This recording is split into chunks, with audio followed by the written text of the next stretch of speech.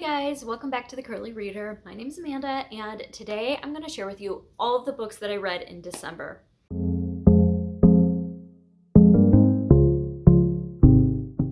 Alright, so in the month of December, I read 15 books, which is a lot. I typically don't read that many books in a month, and I just got on an audiobook kick. So of the 15 books that I read, 2 of them were physical, and the rest were audio. So keep that in mind, everything with a grain of salt. Like, I know everybody sees all these booktubers reading tons and tons of books. Everybody has their own reading pace. Everybody has their own reading style. So definitely take that with a grain of salt. The way that I read as much as I do is by listening to audiobooks. I got in the habit of doing puzzles this month, which is super exciting, and I'm loving it. But along with that, I would listen to audiobooks while I would be puzzling. My kids were home a lot. And so it's just been a season where I could listen to a lot of audio, and that's what I did. Along with that, I also listen to a lot of stuff that I don't own, which I tend to try to read stuff that I own on my shelves. I'll get the audio from the library, but it's stuff that I own. I went into this month with the goal of getting as many things off, or as many books off of my NetGalley backlog as possible. So for those of you that don't know, NetGalley is a website where you can create an account as a reviewer and request e-ARCs, which are advanced reader copies. So there are digital advanced copies of books, and I had a big backlog of them. I just started reading them just started requesting them this year, but I had a decent backlog of them, and so a lot of the books had already come out. I was able to get the audio from it now, and so I was listening to as many as I could so that I could get a lot of those off of my backlog. I hope that all made sense. So a lot of the books that I'm going to talk about today I got from NetGalley. A few of them I owned, and yeah, let's just get into it. Like I said, the bulk of these were audiobooks though, so yeah, definitely take that into consideration. The first book that I read is The Christmas Swap. This is by Melody Carlson. This was just a cute, clean, rom-com Christmas book. It was very short. It's more like a novella. And this has to do with, I don't remember any of these characters' names. Actually, you know what? I will look because I have the method to do that, so I should. All right, so it has to do with Emma, who is going on a vacation with one of her friends who is a lot more wealthy than she herself is. So she's going on this vacation with her friend's family, and while she's there, she runs into Tyler, who is a songwriter, a very famous songwriter, but a lot of people don't know his face because he writes the songs, he doesn't perform the songs, and so they end up staying in his house, like Airbnb, house swap, that sort of thing. And he ends up being there when they get there, and he doesn't really want to come face to face with them. He doesn't want a lot of hoorah about the fact that it's his house, and so he tells them that he is the groundskeeper. And so she starts talking to him. They kind of hit it off. It's their romance. It was okay. I gave this one 3 stars. It was fine. The end was kind of weird, but it was fine. Just kind of, like I said, a light, fluffy, clean Christmas book. The next book that I finished was a buddy read that I did with one of my subscribers, and that is The Flight Girls by Noelle Salazar. This is a book about the women air service pilots during World War II. Specifically, we are following Audrey, who was in Hawaii during Pearl Harbor, and that really affected her life and her mentality. She ends up joining the WASPs, and it's just kind of about them. It really follows Audrey just kind of through her training, through her life, through what she wants out of life, that sort of thing. I loved this book. I absolutely love this book. I gave this one 4 stars. It was like a really high 4 stars though. It wasn't quite 5 stars because there were definitely some slow parts through the book. However, like overall, like the end of it was even convenient, but I didn't care. The buddy I was reading this with, I'm like, if it does not end this specific way, I am chucking the book across the room because like I need it to end a specific way, and it did, and so I was fine with it because I really needed that closure. But it was just really interesting, and there is an author's note at the end about the women air service pilots and kind of how they were treated by the military, by the US military, and just women in general, how they were treated by the US military during that time. And then even go after the war, they weren't recognized by the military at all until after the military started accepting women into their programs. And at that point, I guess, during their first graduation that included women, they made mention of the fact that they were the first women that were going to fly military planes. And then all of a sudden, all these WASPs came out and they were like, yeah, no, we have flown all those planes. We did not get any recognition. And so it took many, many, many years for them to actually get some recognition. And it was super interesting. Definitely one of those books that made me kind of Google a little bit more about the subject. I'm definitely interested to read more about this time. Well, not this time, but this specific subject of World War II. Really, really like that one. High 4 stars on that one. And then I read a NetGalley graphic novel, and it's The Secret Garden. This is actually a French translation, translated from the French. That makes more sense. It's by Maud Begon. I don't think that I said that right because it's French. But it was just part 1. So it's the first half of The Secret Garden. I loved it. I did feel like the character... What is the main character's name in The Secret Garden? I am totally blanking right now. Hold on. I'm going to find out. Mary. Duh. I knew that. I read The Secret Garden, and I've read 3 different graphic novel adaptations of it this year. I should know these things. But the graphic representation of Mary at the beginning, she was real angry. And that kind of was off-putting at the beginning, but once I started getting into it, I loved it. The dialect of being in the moors and that sort of thing, that I am having a total... Dickon and his sister, they speak with a specific dialect that was translated into the text, and so I really appreciated that, and I thought this was an absolute fantastic representation of The Secret Garden, so that one got 4 stars. The next book I listened to is A Kind of Spark by Elle McNicol. And this, I believe, came out in the UK already, and it was just coming out as a US release, and that's why it was on NetGalley, because I don't think it's a new release in the UK. It's by a Scottish author, and this has to do with... I'm looking up names this time, guys. I'm on it.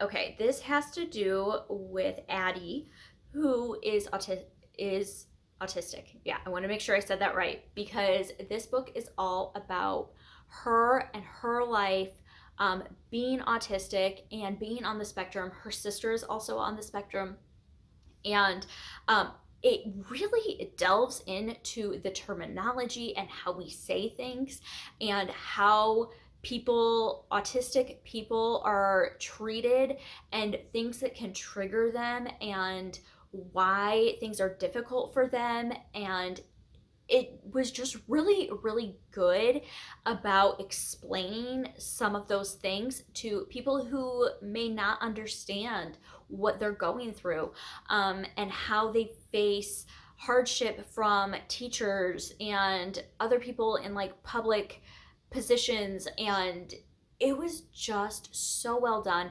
The base of the story is about Addie, and she is in a classroom with a teacher who does not support her needs in any way, shape, or form. And as part of their curriculum, they are learning about their town history, and part of their town history is that they had witch trials there back in the 1600s, whatever it was. And all of these witches were killed basically without trial. And Addie really identifies with people who are punished for things that they have no control over, for just being different. And so she takes it to her town council to erect a memorial in honor of these women who were killed unjustly. And as you can imagine, there's a lot of controversy about that. And she really kind of sticks to her guns. And it's about her and even her sister, who's now in college, who is also autistic. And it was just such a good book for exposure to that type of language, and like I said, the terminology, and just being able to empathize with the autistic population and how they are faced with just so many things that make it difficult for them, that as someone who does not deal with that, I don't understand, but I can have empathy toward that. And I love this book. Highly recommend everybody read it. That's all I'm going to say about that. It got 5 stars easily. All right.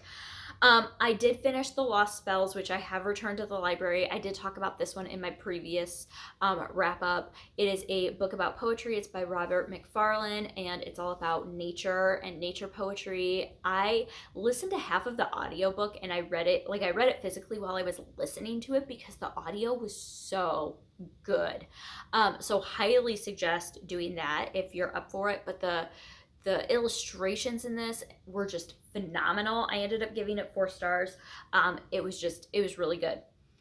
All right, and then I listened to Imaginary by Lee Bacon, and it says Katie Wu, but I don't know if she might have done some illustrations. Yeah, she does the illustrations in the print version. I listened to the audio of this. This is a middle grade. It is about a kid with an imaginary friend.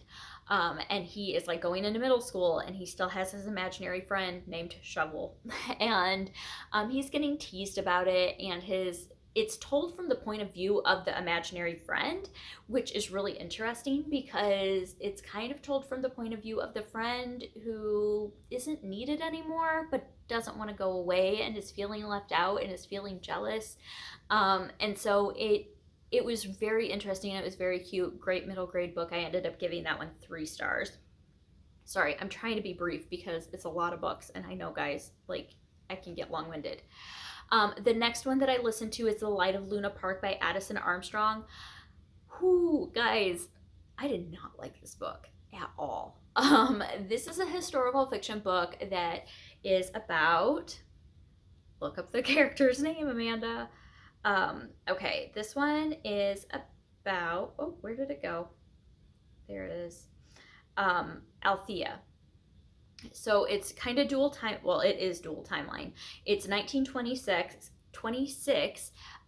Nurse Althea basically works in this hospital where if infants are born prematurely, they're just kind of cast off as they're not going to make it.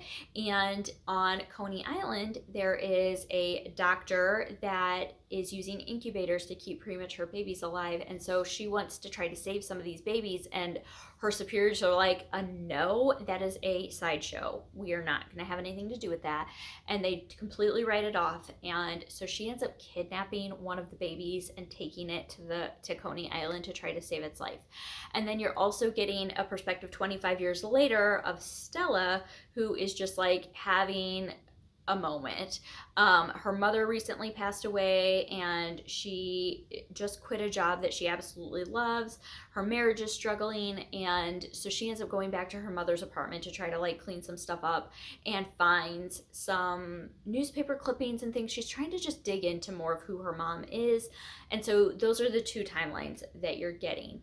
I just really did not care for this book at all. I didn't like the fact that, especially with Althea, she would have, so you get her internal monologue, but then she would say things that were complete opposite of her train of thought.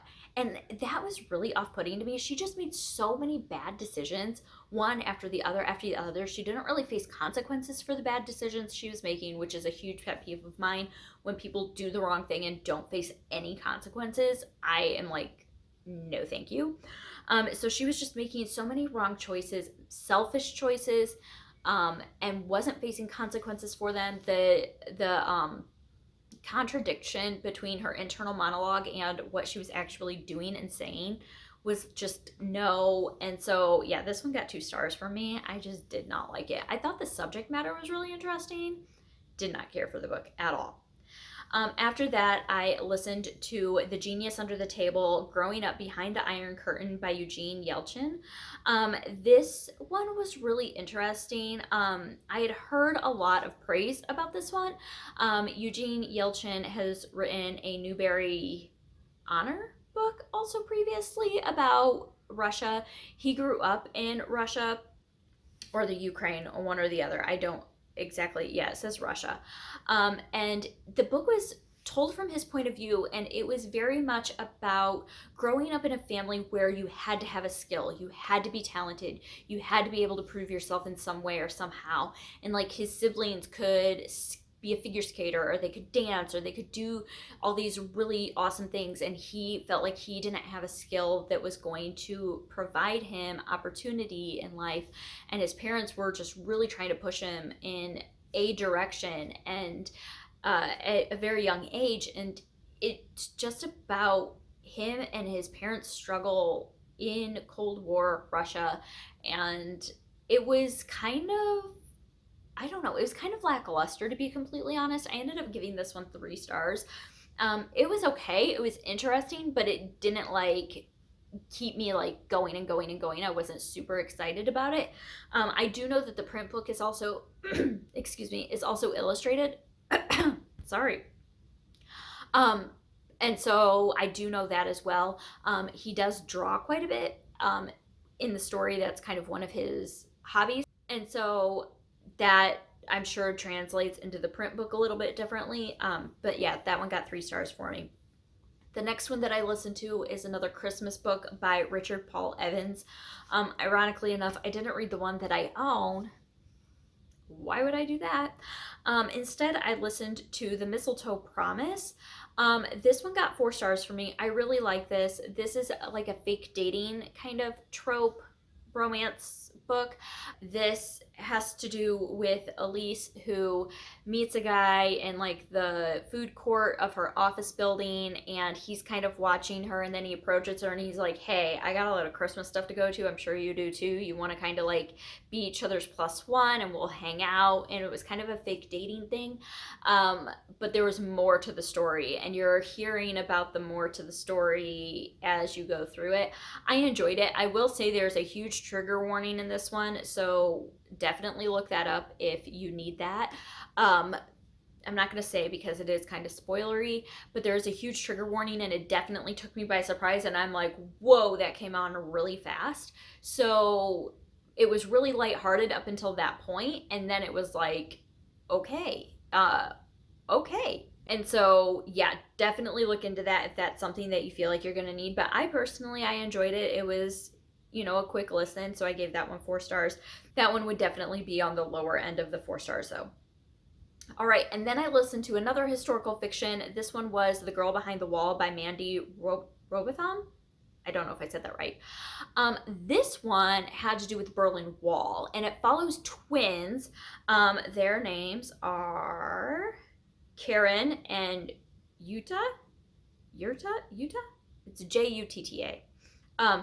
But so they're twins. However, one of them, it ends up in East Germany the night that the Berlin Wall goes up. They're both originally from West Germany, and so they're separated by the wall, and they can't get home. The one that's in East Germany can't get home. It is told dual perspective, so you're getting both sisters alternating perspectives over the course of a few years, with them being in, you know, West Germany and East Germany. You're seeing the different perspectives on that. The one that's in West Germany is just trying to get her sister home, trying to find a way to get her, you know, to sneak her out, to smuggle her out.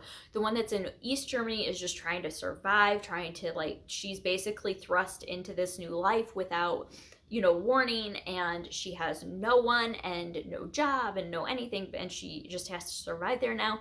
And I really liked it. I really, really liked it. It, like I said, it's the course of over multiple years, because that was the way it was back then. Is it took years for people to kind of get things figured out.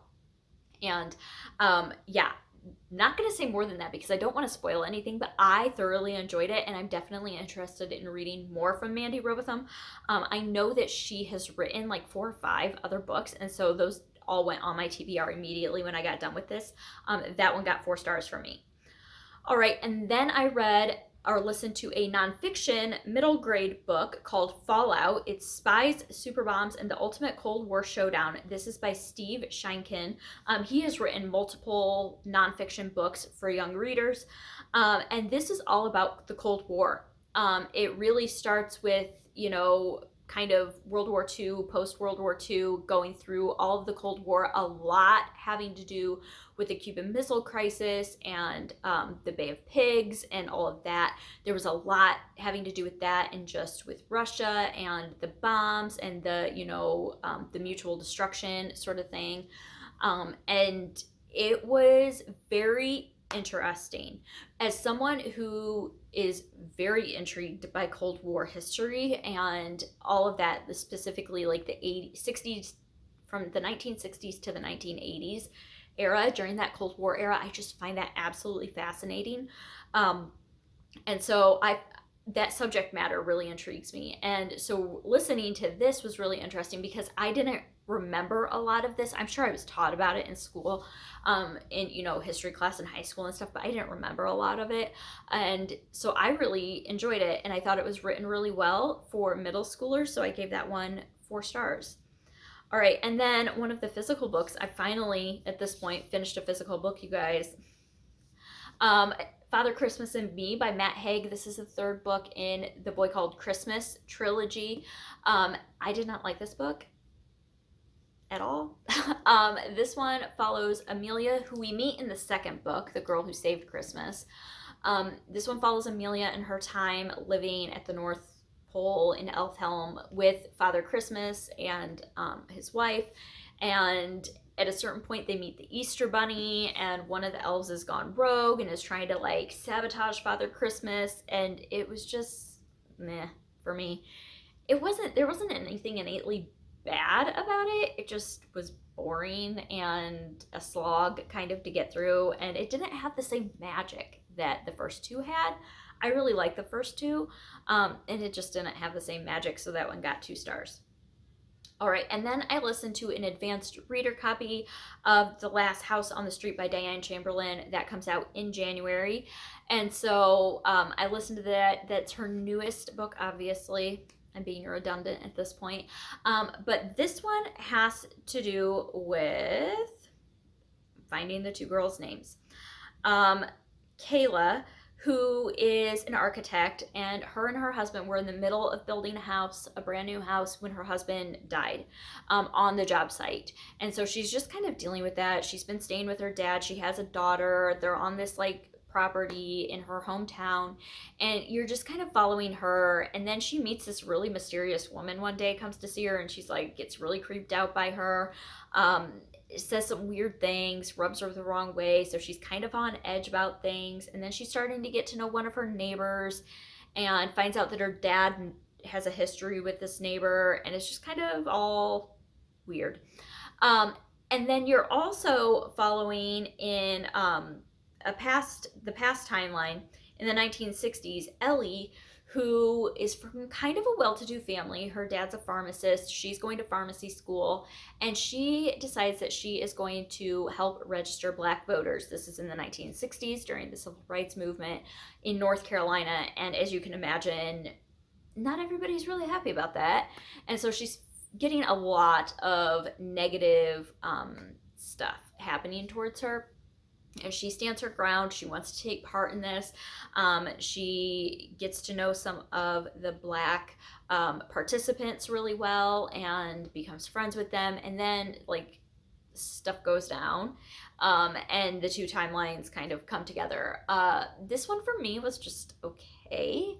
I felt like it was very forced, very, very forced on both timelines. Usually I feel like the present day timeline's forced and I can get on board with the historic timeline, but this time around I felt like both timelines were really, really forced and not in an organic. It just was very inorganic, and it was not my favorite. This one got 3 stars. It was fine. It was just, I don't know, it just didn't really work for me, to be honest. All right, and then I read another physical book, and I picked up my new purchase, A Cross Country Christmas by Courtney Walsh. You guys, I loved this book. It was so fun. This one follows Lauren, who is going home because her brother is getting ready to have his first baby, and he really, really, really wants her there. She never goes home for Christmas. She doesn't really like Christmas. She doesn't like being at home. She does not have a good relationship with any of her other family members besides her brother, but her brother really, really wants her there. Well, she has this like insane fear of flying, which is a little convenient. So her brother ends up getting, and she, of course, she waits to the last minute to do anything. And so her brother ends up arranging for her to ride home with his best friend, Will, who Lauren kind of had a crush on when she was younger. And then some stuff went down, and now she's like, no, he broke my heart. I don't want anything to do with him. No. And so as soon as he picks her up, she's like on guard, like, I'm not talking to you. Let's just get from point A to point B.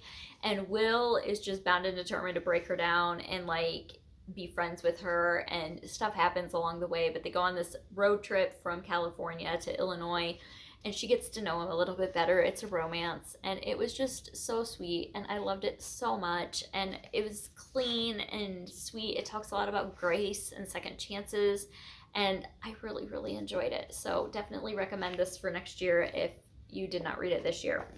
All right, and then the last book of the year that I finished, you guys, I finished The Lincoln Highway by Amor Towles. I loved this book. So I have history with the Lincoln Highway. I grew up like pretty much on the Lincoln Highway.